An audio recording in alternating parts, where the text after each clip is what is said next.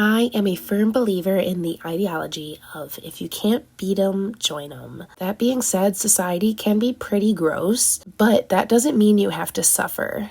I have spent a good majority of my life living in racially homogenous towns as a racially ambiguous woman, and the average modern perception is that just because you're closed off, that you must be ignorant, and that ignorant is even inherently something intended to be offensive. Ignorant is neutral. Nowhere in the official definition of ignorant does it say anything about it being on purpose or being intentional. So out of all of these racially homogenous towns that I have lived in, they have all had different backgrounds and vibes and aesthetics and whatnot. I've lived in the White Hood, I've lived in Old Money, I've lived in the country, and I've lived in regular middle-class neighborhoods. I've lived in WASP suburbia. The nature of neighborhoods is ever-changing, so I try not to place too much importance on the vibe of where I live. I mean, like tying it to inherent value or something like that. There are places I have liked living more than others, and there are pros and cons to everywhere.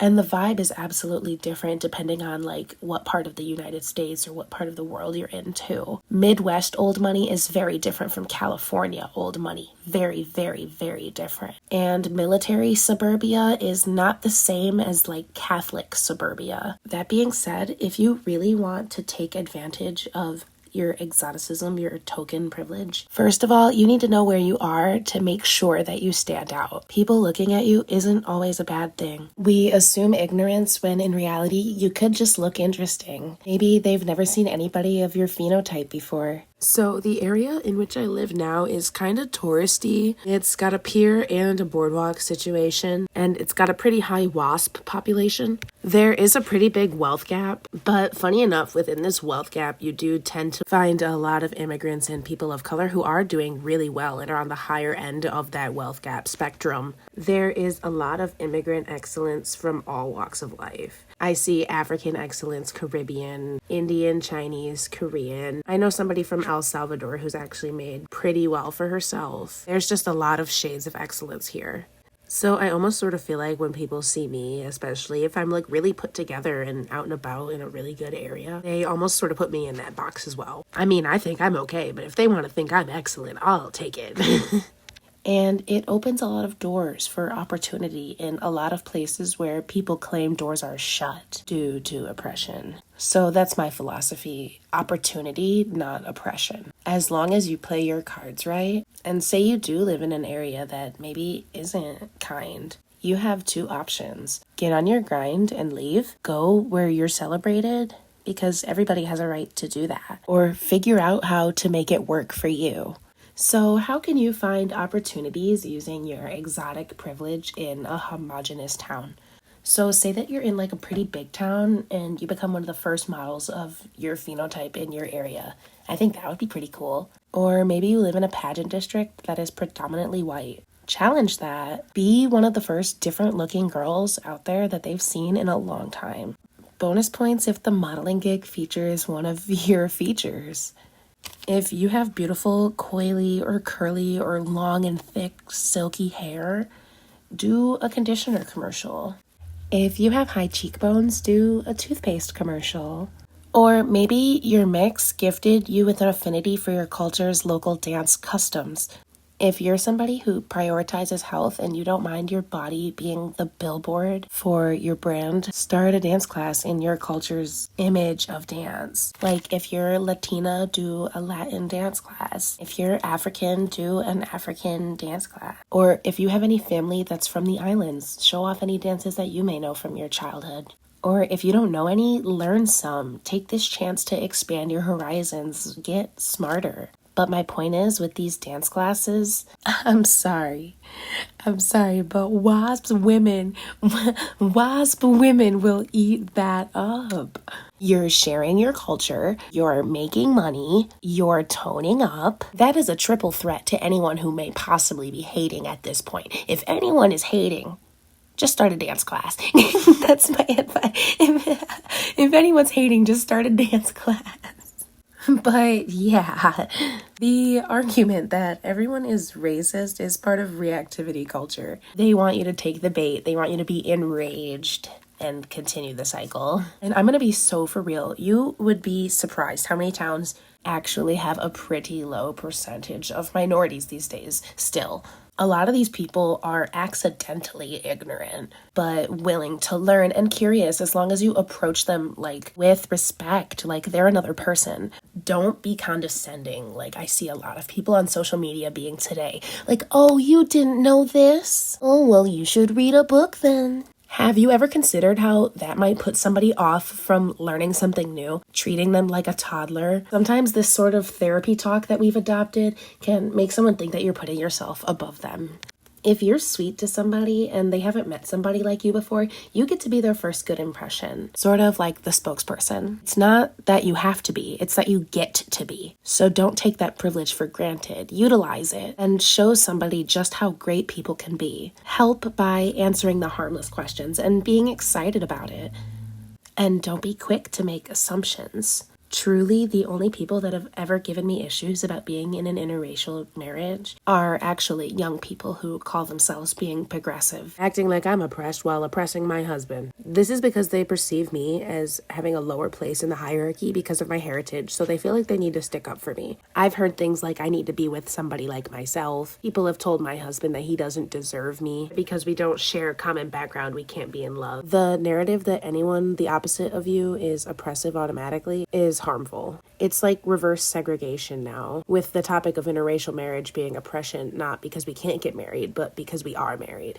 So I utilize this broken mindset within people, knowing that sometimes in situations, people perceive him as having more power. I feel like this observation is subjective. It doesn't account for the spaces in which being diverse holds more power. But in my video on female rivalry, I touch on how everybody is able to be in a state of privilege in the right time and the right place. And also by doing the right combination of things. Invest in your privilege.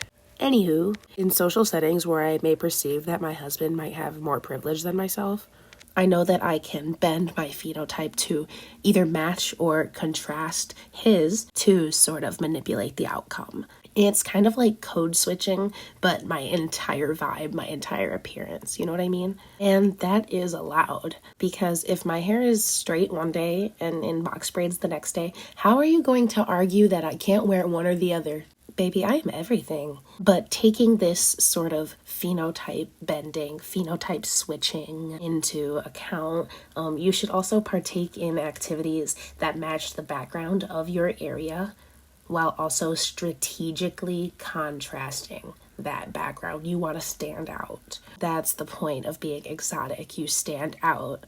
So when I was living in a country town, I used to horseback ride, matching the sweet country vibe in outfit, for example. But I'm going to have braids, or I'm going to wear my big afro or something like that. So in a sort of Hollywood adjacent sort of vibe kind of neighborhood, you could take up an old money sort of hobby like golf, lacrosse, polo. You don't have to like it. You just have to look good doing it. You actually have the most privilege out of all of us, I think. Really standing out in a town where everyone looks the same and all comes from similar walks of life, pretty much. You get to be the one that turns heads, because a celebrity photographer could notice you just out looking good, drinking coffee, and then nothing was ever the same again. I mean, that could happen for any of us, but like especially you, girl. So I need you to walk out there and I need you to look poppin'. I need you to really look different. You know how the guys say, I'm built different. I need you to look different, act different, walk different, because you are different. Now let it take you somewhere. So in a predominantly middle-class working community, it would be really, really easy to go out to like the bar, the coffee shop, the library, or like walk the pier. Maybe your town is coastal. Maybe there's like a nearby arcade or an adult arcade, like a casino. Go to the roller rink. Go to open mic night at the local cafe. I'm so serious. I wrote slam poetry in high school. I recommend that for absolutely everybody. Do it for like 6 weeks and you'll learn so much about yourself. And in the process, you'll be teaching people about your admixture as well. So I think women who don't embrace their phenotype in towns that are racially homogenous, they hide out of shame. They are ashamed or have like a complex of subordinance. Nobody can keep me in the house. 2 things about me. Nobody can make me look a fool but myself, and nobody can keep me in the house but myself. So I'm not going to let some insecurity wrapped in pretend social justice skew my perception and just say that everybody's an oppressor. Not everybody is beautiful, and that's okay, but I'd say about 99.9% of people have the capacity and the ability to become beautiful. And instead of acknowledging the privileges that they do have and making them work for them, they'd rather complain about the ones that they don't. The good news is everybody's beautiful somewhere. I'm sure you've heard New York pretty, Miami pretty, LA pretty. All the main cities have an archetype that they favor, and it's based off of things like local diet, local hobbies, local climate, things like that, and the preferences of the citizens populating it. So if you can't make your beauty archetype work for you where you are, either play the game or move or recede into shame, I guess. You're allowed to swim upstream,